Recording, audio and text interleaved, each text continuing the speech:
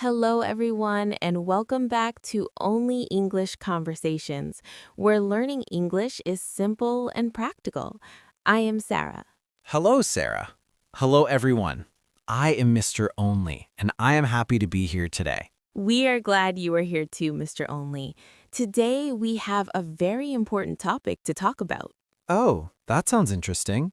What is our topic for today? Today, we are going to learn how to talk at a police station.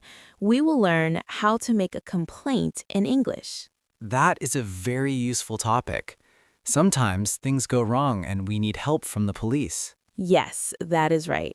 It can be scary to go to a police station, especially if you are still learning English. I agree. If you lose your bag or if someone steals your phone, you need to know what to say. Exactly. We want to help our listeners feel confident.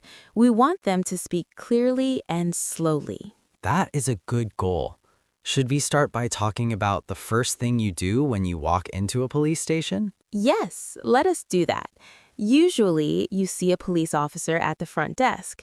What is the first thing you should say? You should start with a polite greeting. You can say, "Hello, I would like to report a crime." That is very clear. Let us repeat that for our listeners. Hello, I would like to report a crime. "Hello, I would like to report a crime." It is a simple sentence, but it tells the officer exactly why you are there. What if it's not a big crime? What if you just lost your wallet on the bus? Then you can say, "Hello, I want to report a lost item." Hello, I want to report a lost item.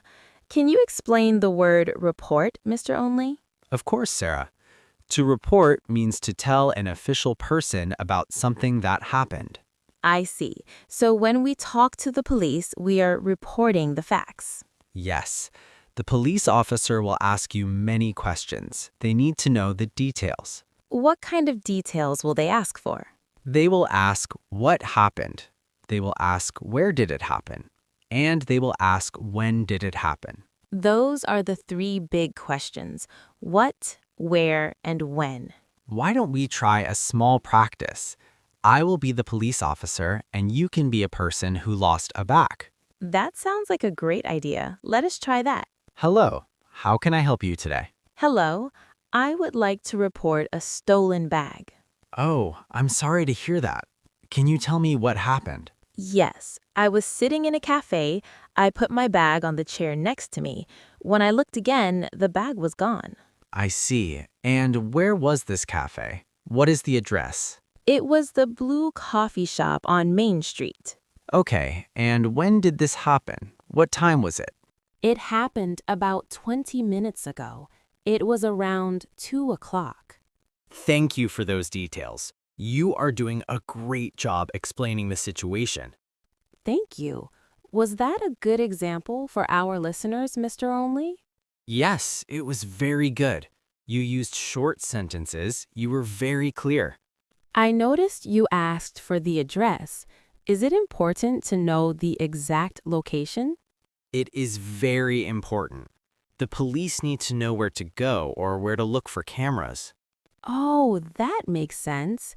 If there are cameras, the police can see what happened. Exactly. Now, let us talk about describing things. The police will ask, "What does your bag look like?" That is a hard part. I need to use many adjectives. Yes, you should talk about the color, the size, and the material.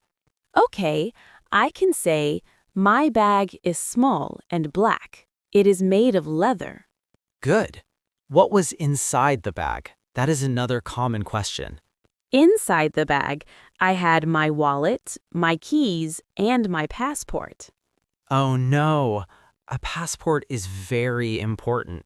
You must tell the police if your passport is missing. Why do you think that is so important, Mr. Only? Because a passport is an official document. You need a police report to get a new one from your embassy. That is a very important tip. If you lose your passport, you must go to the police station immediately.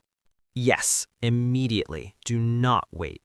Let us practice describing a person. What if someone saw the person who took the bag? The police will ask, can you describe the person? I might say he was a tall man. He was wearing a red shirt and blue jeans. That is good. You can also talk about their hair or their age. He had short brown hair. He looked like he was about 30 years old. Excellent. Using the word about is helpful when you are not 100% sure. About 30 years old. About 6 feet tall. That is very useful. Let us repeat those describing sentences. He was wearing a red shirt. He was wearing a red shirt. He had short brown hair. He had short brown hair. It is good to practice these descriptions out loud. I agree. Now, Mr. Only, what happens after I give all the information? The police officer will write everything down. They will give you a case number. A case number. Can you explain what that is? A case number is a special number for your report. You need this number for your insurance or for the embassy. I see. So I should keep that number in a safe place. Yes, you should write it down or take a photo of it with your phone.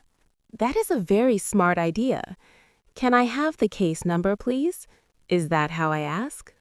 Yes, that is perfect. Can I have the case number, please? What if I do not understand what the police officer is saying? Sometimes they speak very fast. That is a very common problem. If that happens, do not be afraid to speak up. What should I say if I am confused? You can say, I'm sorry, I do not understand. Could you speak more slowly, please? Let us practice that together. I am sorry, I do not understand. I am sorry, I do not understand. Could you speak more slowly, please? Could you speak more slowly, please? You can also ask them to repeat a question. You can say, could you repeat that? That is right. Most police officers want to help you. They will be happy to repeat the information. That makes me feel much better. I was worried they might get angry. No, they are professionals. Their job is to help the public. Let us try another situation. Imagine I found a phone on the street and I want to give it to the police. That is very kind of you. In that case, you are not making a complaint. You are turning in a lost item. How do I start that conversation? You can say, hello, I found this phone on the street. I want to turn it in. Hello, I found this phone on the street. I want to turn it in. The officer will ask where you found it. I found it near the park entrance. They might ask for your name and phone number too. Why do they need my information if I am just helping? They need it in case the owner wants to say thank you or if they have more questions. Oh, I see. That is fair. It is always good to be helpful and honest when talking to the police. Now, let us do a recap of the important words we learned today. That is a great idea. Repetition helps everyone remember. The first word was report, to report a crime or a lost item. The second word was stolen. If someone takes your thing without asking, it is stolen. The third word was description. This is when we talk about how something or someone looks. We also learned case number. This is the official number for your report. And we learned some important phrases for when we are confused. Like, please speak slowly, and could you repeat that? Yes, those are very important for any English learner. Sarah, do you think we should talk about what to do if you are in a car accident? Oh, that is a very important situation. If there's a car accident, do you still go to the police station? Sometimes you call them to the street, but sometimes you go to the station later to give a statement. A statement? Is that different from a report? A statement is your story of what happened. You say, I was driving straight. The other car turned left. I see, so I am stating the facts of the accident. Yes, you might say the other driver was going very fast. Or the traffic light was red.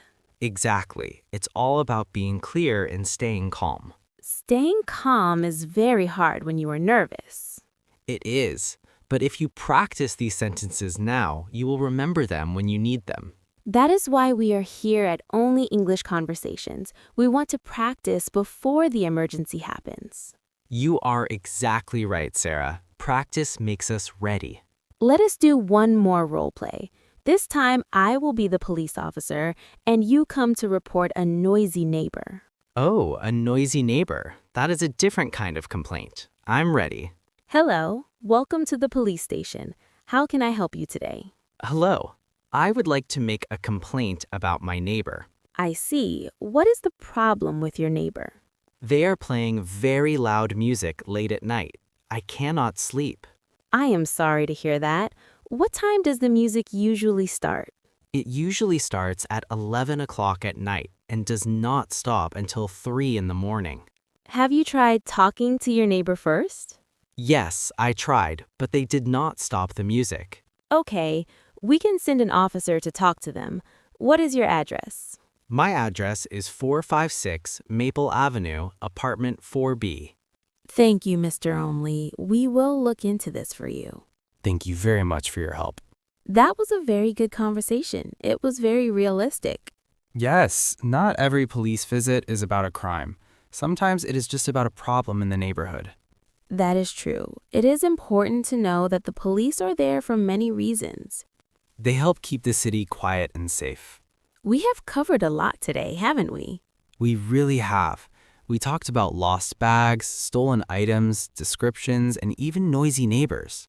I hope our listeners feel more comfortable now. I hope so too. Remember, if you go to a police station, take a deep breath. Yes, take a deep breath and speak slowly. The police officers are used to talking to many different people. They will wait for you. That is a very comforting thought. Do you have any final advice for our English learners, Sarah? My advice is to write down your address and your phone number on a piece of paper. That is a very good tip. Why do you suggest that? Sometimes when we are nervous, we forget simple things like our own phone number. You are so right. If it is written down, you can just show it to the officer. It saves time and it reduces stress. I think that is the best advice of the day. Thank you, Mr. Only. I think we are almost at the end of our lesson. It was a pleasure talking about this with you. I think it will really help people. I think so too. Learning English is not just about grammar, it's about real life. Yes, real life situations like the ones we practiced today. Thank you for listening to Only English Conversations. Keep practicing and keep speaking English every day. See you in the next lesson. Goodbye, everyone. Goodbye. Wait, Sarah, before we go, can we remind them to listen to this episode again? Oh, yes. Repetition is the key to learning. Listening 2 or 3 times is very helpful. It helps the words stay in your brain. And try to say the sentences out loud while you listen. Yes, copy our voices and our speed. That is how you improve your pronunciation. Okay, now we are really finished. Yes. Have a wonderful day, everyone. See you soon. Bye-bye.